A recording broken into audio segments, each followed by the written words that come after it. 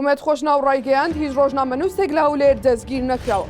موچەی فەرمانبەرانی هەرێمی کوردستان زیاد دەکرێت. با بڕیارێک جگەرەکێشان قەدەغە کرا. سڵاوتان لەبێت سێواڵتان پێشکەش دەکەم.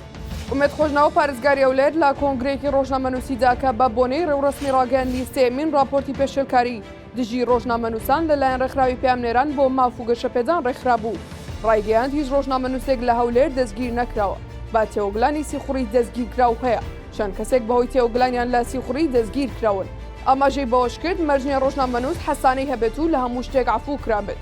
فراوانی پانتای ئازادی ڕادەربڕین و ڕۆژنامەوانی بووە هۆکاری دروستکردنی فەوزای میدیایی لە ئێستادا.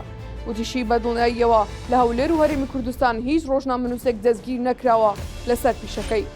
ئەنجامێکی لیژنەی ئابووری لە پەرلەمانی عێراق دەڵێت ئەگەر هەناردەکردنەوەی نەوتێرەمی کوردستان دەست پێ نەکاتەوە نردنی 618 ملیار دینارەکە بەردەوام دەبێت.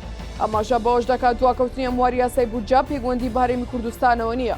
سۆران عومەر ئەنجامی لیژنەی ئابووری و پیشەسازی و بازرگانی لە پەرلەمانی عێراق ڕایگەیاند لە ڕێگەی 618 ملیار دینارەکە و داهاتی ناوخۆکە زیاتر لە 300 ملیار دینارە موچەی فەرمانبەرانی هەرێمی کوردستان دابین دەکرێت.